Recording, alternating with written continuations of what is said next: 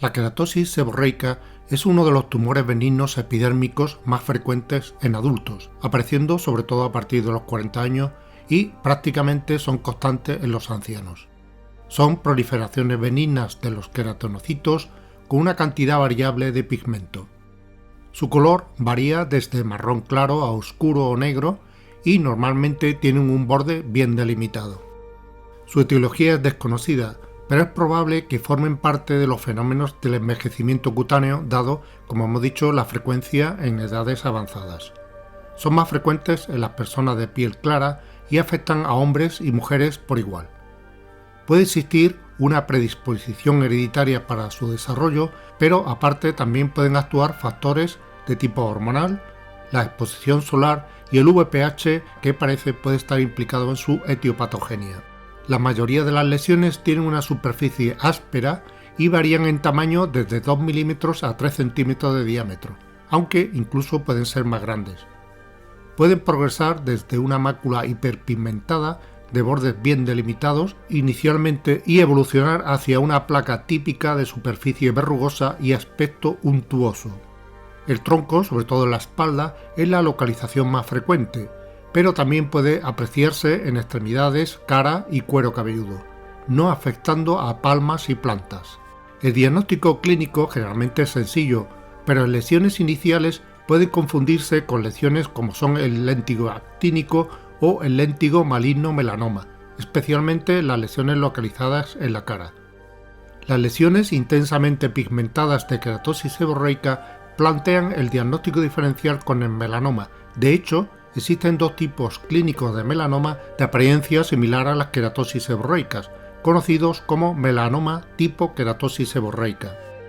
En ocasiones, las queratosis seborreicas sufren episodios de inflamación, sobreinfección y regresión espontánea, y las lesiones irritadas pueden sugerir un diagnóstico de carcinoma escamoso y más raras veces un carcinoma vasocelular, verrugas y otros tipos de melanomas o nevus melanocíticos. También pueden aparecer de forma eruptiva en embarazos, en personas infectadas por el VIH, sobre zonas afectadas por dermatosis inflamatoria, especialmente las eritrodermias, o como manifestación de síndrome cutáneo paraneoplásico que se conoce con el nombre de signo del Ehlers-Danlos. Además, en el interior de una queratosis seborreica, de forma excepcional, se desarrollan neoplasias malignas, como pueden ser carcinomas vasocelulares, epidermoides o melanomas. Algunos autores creen que es una mera coincidencia, lo que se denomina una colisión de lesiones. En todos estos casos, la dermatoscopia optimiza el diagnóstico clínico más que para cualquier otra lesión pigmentada, excepto quizás para el hemangioma. El signo de Ehlers-Danlos es muy poco frecuente y consiste en una erupción súbita y progresiva, tanto en número como en tamaño, de lesiones de queratosis seborreica con componente inflamatorio y pruriginoso. En general, aparece en individuos ancianos y muy ocasionalmente en pacientes jóvenes. Se ha considerado como un signo paraneoplásico, como hemos dicho anteriormente, sobre todo de adenocarcinomas digestivos, tanto gástrico, hepático, páncreas, colon como rectal, y de neoplasias pulmonares, ováricas y trastornos linfoproliferativos, entre otros. En la imagen vemos múltiples lesiones de queratosis seborreica en la espalda de aparición súbita. En la otra imagen vemos el responsable, que era una neoplasia de la cabeza de páncreas. Dado que las queratosis seborreicas son lesiones benignas, el tratamiento suele ser por motivos estéticos o cuando generan molestias. Habitualmente se realiza destrucción con crioterapia, curetaje, afeitado y posterior electrocirugía o láser CO2. Cuando hay dudas diagnósticas, especialmente si la lesión pica, sangra, está inflamada y roja, tiene color negruzco o es diferente al resto de las queratosis seborreica que presenta el paciente, lo sería signo del patito feo, se debe hacer biopsia, extirpación o afeitado para enviar muestra a estudio histopatológico.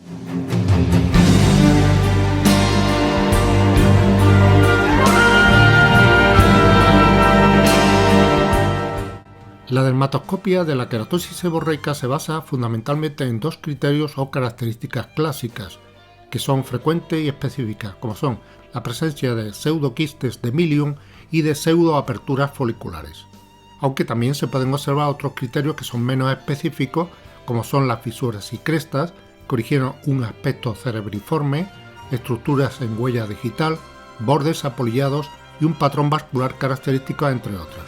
Los pseudoquistes de Milium son estructuras circulares de color blanco o blanco-amarillo y de pequeño tamaño, generalmente de 0,1 a 1 milímetro. En las queratosis seborreicas muy grandes o verrugosas, el tamaño puede ser mayor, mientras que la forma puede no ser circular. Cuando los pseudoquistes de Milium son múltiples, podemos decir que son casi exclusivos de las queratosis seborreicas, pero cuando aparecen en menor número, también pueden observarse en los nevus adquiridos papilomatosos, en algunas variedades de carcinoma vasocelular y en melanomas. En la imagen vemos dos queratosis seborreicas, una imagen típica de quistes de Milium. Desde un punto de vista histopatológico, podemos observar pseudoquistes córneos en la epidermis, como vemos en la imagen, que no se comunican con la superficie cutánea y que contienen solo queratina. Las pseudoaperturas foliculares, que son la otra estructura característica y frecuente en las queratosis seborreicas, son estructuras de color amarillento, marrón claro, marrón oscuro o negro, generalmente de forma circular, bien delimitadas y de pequeño tamaño, y que presentan el aspecto típico de un poro o comedón.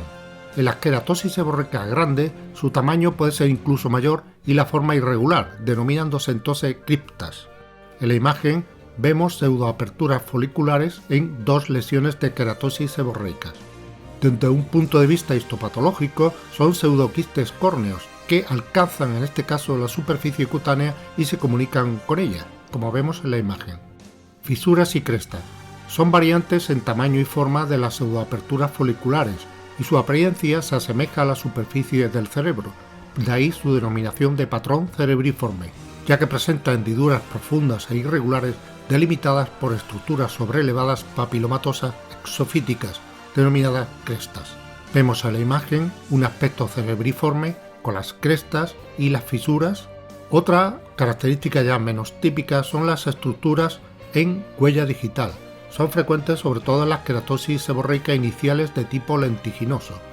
Están constituidas, como vemos en la imagen, por líneas paralelas, finas, de color marrón claro que se aprecian mejor en la periferia de las lesiones, y que no se deben de confundir con el retículo pigmentado verdadero. Otro criterio es el borde apolillado o mordido. Se denomina así a la presencia de zonas de borde cóncavo muy abrupto que semeja la mordedura de una polilla sobre la ropa.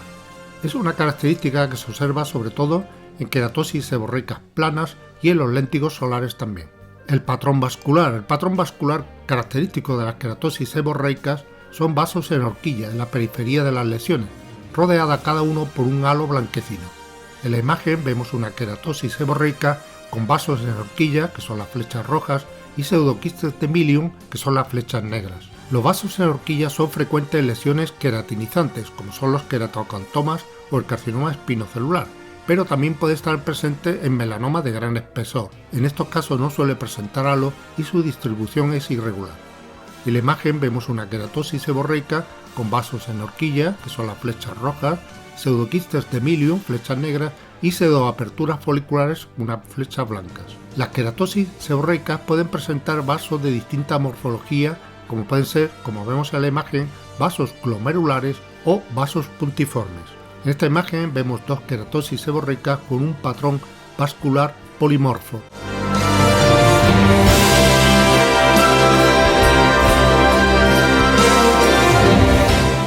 Como hemos visto, existe una serie de criterios clásicos frecuentes, como son los quistes de Milium en los tapones foliculares, y menos frecuentes, como son la estructura en huella digital, el patrón cerebriforme, el borde mordido, los márgenes bien definidos y los vasos en horquillas con halo blanquecino.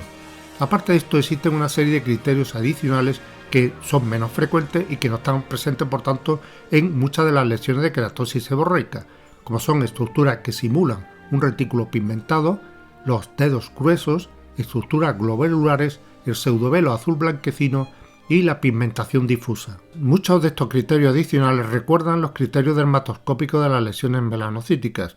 De hecho, hasta un 15% de las queratosis seborreicas, sobre todo las pigmentadas, pueden considerarse erróneamente como lesiones melanocíticas. Red pigmentada. Es posible observar, especialmente en las formas acantósicas de la queratosis seborreica, una fina red de pigmento delicado en la periferia de la lesión. En la imagen vemos una queratosis seborreica con red de pigmento, las flechas negras, y pseudoquistes de Milium, que son las flechas rojas.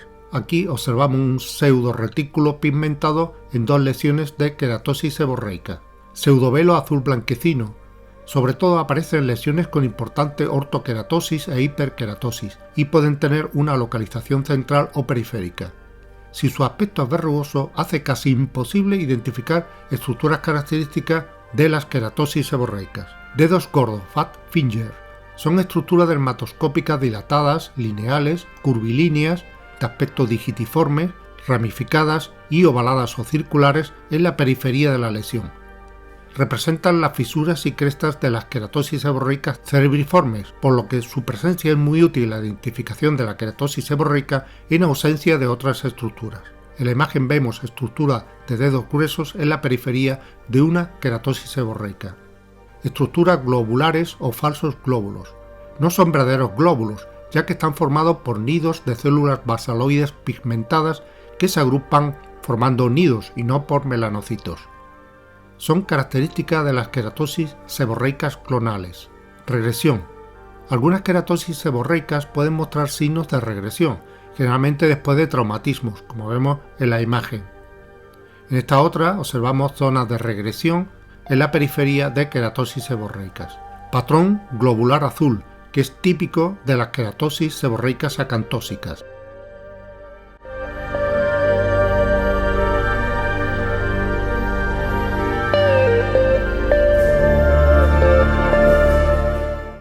Son lesiones benignas con un aspecto clínico muy abigarrado y sospechoso, pero donde la dermatoscopia puede ayudar mucho en su diagnóstico. Se piensa que representa una respuesta inmunológica frente a otra lesión persistente, como puede ser una queratosis seborreica o un léntigo solar, produciendo su regresión. Suelen ser lesiones únicas, localizadas en zona alta del tronco, sobre todo en la cara y en los brazos, y tienen áreas bien definidas de color marrón claro alternando con otras de color azul gris mal definidas. Desde el punto de vista dermatoscópico, su característica principal es la presencia de múltiples gránulos gruesos de color gris azulado o marrón rojizo sobre un fondo de color variable. Se pueden agrupar en 2 patrones de distribución, el patrón granular localizado y el difuso, que es más frecuente. En esta imagen vemos un patrón dermatoscópico granular difuso de una queratosis liquenoide y en la otra un patrón dermatoscópico granular localizado. Es importante para diferenciarlo, como hemos dicho, del melanoma. De todos modos, hay 2 datos fundamentales para diferenciarlo, sobre todo los melanomas en regresión.